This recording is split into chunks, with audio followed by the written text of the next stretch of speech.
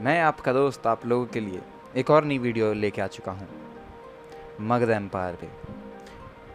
आज की ये वीडियो बहुत ही ज़्यादा इम्पोर्टेंट होने वाली है, क्योंकि आज की मैं वीडियो में डिस्कस करूँगा उन सभी राजा के बारे में जिन्होंने मगध एम्पायर के दौरान राज करा, उन सभी डायनेस्टीज़ के बारे में जो कि मगध एम्पायर के टाइम पे इवॉल्व हुई थी।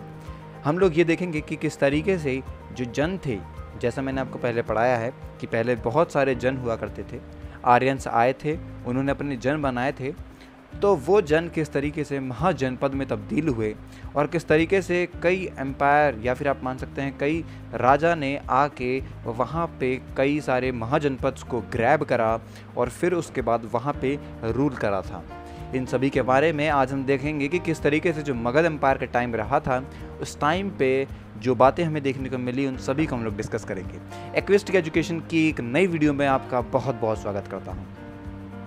अब बिना वक्त गवाए अपनी वीडियो को स्टार्ट करते हैं। सबसे पहले आपको मैप दिखाना चाहूँगा कि जब वो महाजनपद बने थे उस टाइम पे किस तरीके से आप मान सकते हैं जो महाजनपद थे वो बिखरे हुए थे, हर जगह पे अलग अलग थे। आप मान सकते हैं यहाँ पे राइट साइड में आपको मगध देखने को मिल रहा होगा, फिर यहाँ पे अंग है, इसे काशी हो गया, कोसाला हो गया, पांचाल, कुरु हो गया, वात्स्य हो गया, ये सभी जो हैं ये महाजनपद हैं।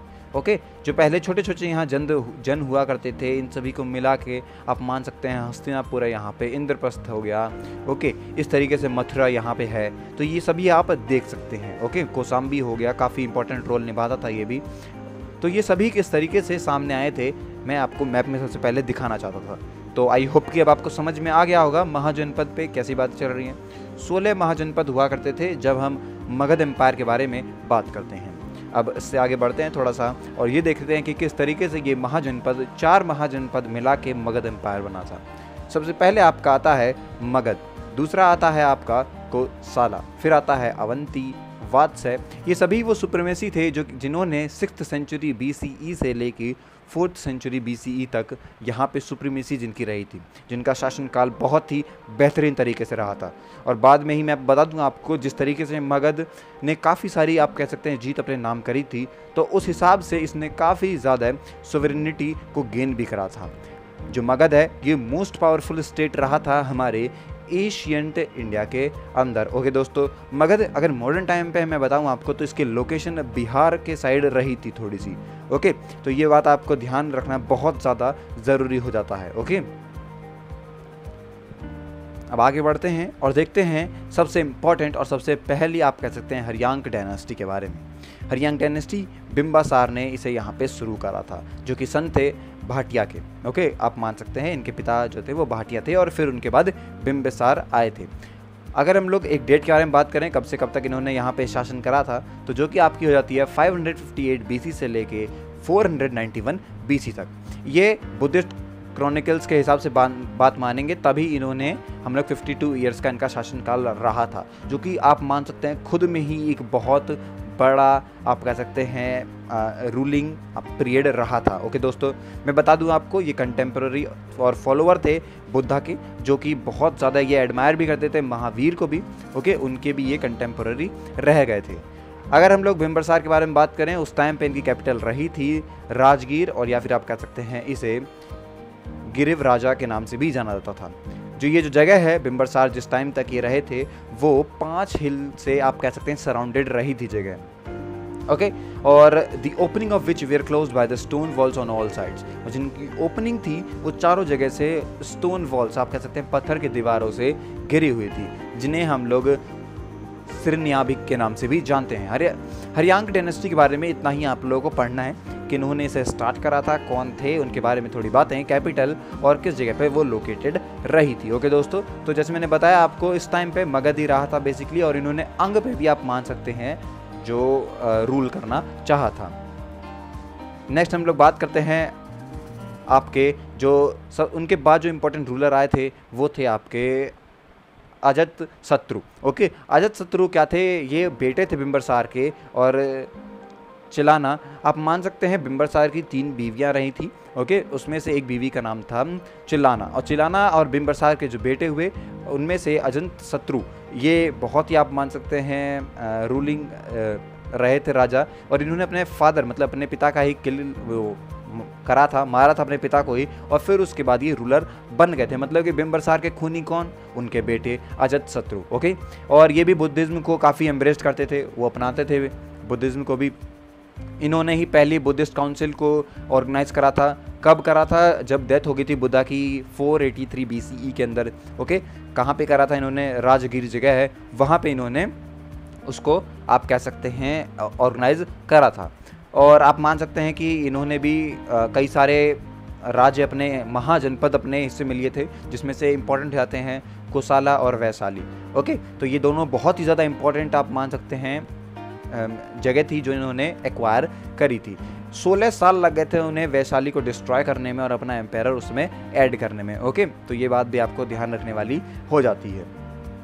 He used a war engine to throw stones like catapults and आप मान सकते हैं इन्होंने काफ़ी सारे मास किलिंग भी इन्होंने करी थी अपने, जब ये लोग उसे हथिया रहे थे। इन्होंने अवंती को भी इन्वेड करने की कोशिश करी थी, पर उस टाइम पे अजातशत्रु जो थे वो फोर्टिफिकेशन कर पाए थे राजगीरा के अंदर, इस वजह से इन्वेजन जो है वो मटेरियलाइज नहीं हो पाया उनकी पूरी ज़िंदगी भर में। दो इन्होंने बहुत इंपॉर्टेंट वॉर जीती थी, जहाँ पे कोसाला और वैशाली इनके हाथों में आ गया था। ये बातें आपको ध्यान रखनी चाहिए। उसके बाद जो इम्पोर्टेंट राजा आए थे वो थे आपके उदयन, या फिर आप मान सकते हैं उदयभद्रा। ये बेटे थे अजातशत्रु के, और इन्होंने अपनी जो कैपिटल थी वो शिफ्ट कर दिया था पाटलिपुत्र में, मतलब पटना के साइड इस टाइम पे, वहाँ पे इन्होंने ये शिफ्ट कर दिया था। और ये लास्ट रूलर रहे थे हरियांक डायनेस्टी के। हरियाण डायनेस्टी मान लीजिए, हरियाणा के जो रूलर रहे थे उसमें से सबसे लास्ट ये रूलर रहे थे। ओके, इन्होंने भी काफ़ी सारे आप कह सकते हैं फोर्ट बनाए थे जो रिवर गंगा है उसके पास में, और मान सकते हैं आप लोग गंगा और सोन जो है इन दोनों में ही, पाटलिपुत्र के बगल में ही इन्होंने काफ़ी सारे आप मान सकते हैं फोर्ट को बनाया था। ओके दोस्तों, ये बात आप लोग ध्यान रख लीजिए। इन्होंने भी ही was killed at the behest of Palaka the king of Avanti. King of Avanti ने इन्हें मारा था। इसके बाद जो इनके 3 सक्सीड जो किंग बने थे, जिनका इतना नाम नहीं है, पर वो नेता वो किंग वो राजा बने थे, जिनका नाम है अनिरुद्ध, मंदा और नगादक्ष का। ओके, तो ये भी इंपॉर्टेंट नहीं है, इतने ज़्यादा सवाल इनसे बिल्कुल नहीं पूछे जाते हैं। पर अगर पूछा जाए कि लास्ट रूलर कौन थे, तो वो आपके नगादक्ष का जो हैं ये रूलर थे। और लास्ट मेजर हरियाणा के रूलर कौन थे? वो आपके उदयन थे। ओके, ये बातें आपको ध्यान रखनी है। इसके बाद आती है सिसुंग डायनेस्टी। सिसुंग डायनेस्टी के बारे में बात करें तो इसके वाइसरॉय उस टाइम पे जो काशी के थे, उनके बाद ये बने थे मगध के मान सकते हैं राजा। और उस टाइम पे जो इनकी कैपिटल रही थी वो थी आपकी गिरिरिव राजा। ठीक है, और इसके बाद मैं बता दूं आपको, शिशुंग ने काफ़ी सारे डिस्ट्रक्शन करे थे। जब उन्हें अवंती जो पावर है उसकी पावर ऑफ अवंती के इन्होंने काफ़ी सारे डिस्ट्रक्शंस करे थे, और अपनी कैपिटल उज्जैन भी इन्होंने बिल्ड करी थी। मतलब उस टाइम पे ही वहाँ पे जो अवंती की कैपिटल थी उज्जैन, उसके साथ। ओके, और साथ ही साथ this brought to an end the 100-year old rivalry between Magadh और अवंती। मगध और अवंती के बीच में जो 100 साल पुरानी आप मान सकते हैं दुश्मनी चल रही थी, उन्हें ख़त्म भी करा था, इन्होंने ही ख़त्म करा था। ओके, और अवंती जो है वो मगध एम्पायर का एक पार्ट भी बन गया था। उसके बाद इन्होंने ही क्या करा था, अपना जो कैपिटल है उसे शिफ्ट कर दिया था वैशाली में। ओके, जब ये रूलर बने तो इन्होंने कैपिटल बनाई गिरिराज, और उसके बाद इन्होंने वैशाली भी शिफ्ट कर दी थी अपनी कैपिटल को। नंदा डायनेस्टी लास्ट और सबसे इम्पोर्टेंट, ये शिशुंग के बेटे थे और इन्हें काकवर्णा के नाम से भी जाना जाता है। कलाशोका जो कैपिटल थी वहाँ शिफ्ट करके इन्होंने पाटलिपुत्र बना दी थी।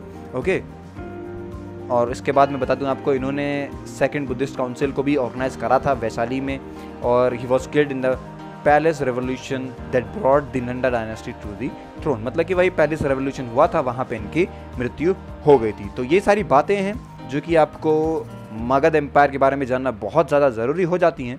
आई होप कि इस वीडियो से आपको कुछ चीज़ समझ में आई होंगी, और अगर आप लोग चाहते हैं कि मैं और डीप में और थोड़े एनिमेशन के थ्रू या फिर जो भी आपके पास आइडियाज़ हैं वो आप देना चाहते हैं तो मोस्ट वेलकम, मैं पक्का आपकी बात मानूंगा। और मिलते हैं अपनी अगली वीडियो में, तब तक के लिए हैव अ नाइस डे।